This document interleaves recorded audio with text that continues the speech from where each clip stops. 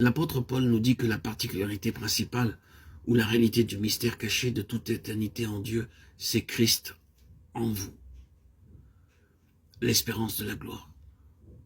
Colossiens 1, 26, 27. La présence physique personnelle de Christ dans le monde était en premier lieu de manifester la nature, la méthode, les moyens, les lois, le dessein et la puissance de sa présence permanente au-delà des jours de sa chair. Et, en second lieu, de rendre cela possible et concret par l'œuvre de la croix. Lui, né de Dieu, montre la nécessité et la nature d'être né de l'Esprit. Si la volonté de Dieu doit être faite sur la terre comme elle est faite au ciel.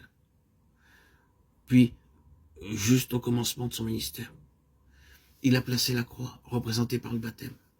Dès lors, tout ce qu'il a dit et fait était dans la lumière et la puissance de la croix. L'enseignement de Christ ne pourra jamais être effectif, et les œuvres de Christ ne pourront jamais se poursuivre, à moins que la croix ne soit la base. Essayez de répandre l'enseignement de Jésus, ou de travailler à l'œuvre de Jésus, sans avoir comme fondement tout ce qu'il a signifié par la croix. C'est travailler en vain et sans l'approbation du Père. Il sera nécessaire de revenir à ce sujet ultérieurement.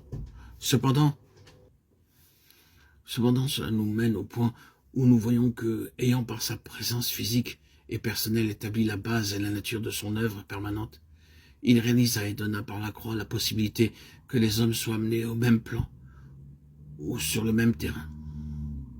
Ainsi, il changea la présence individuelle et séparée par la présence corporative et universelle. De cette façon, l'Église, qui est son corps, prit forme comme l'instrument permanent de son incarnation dans le monde.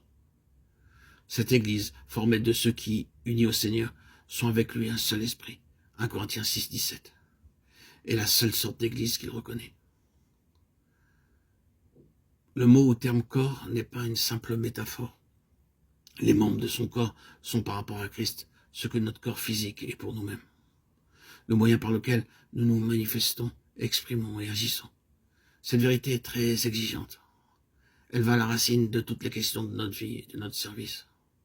Travailler pour le Seigneur, prier pour le Seigneur, se trouveront dépendre d'une loi plus profonde qui gouverne leur efficacité.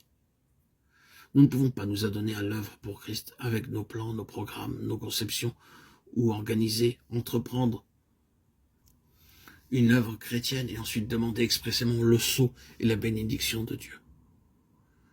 Nous ne pouvons pas prier, bien que nous le fassions avec ferveur, au point de verser des larmes et obtenir de cette façon la réponse de Dieu.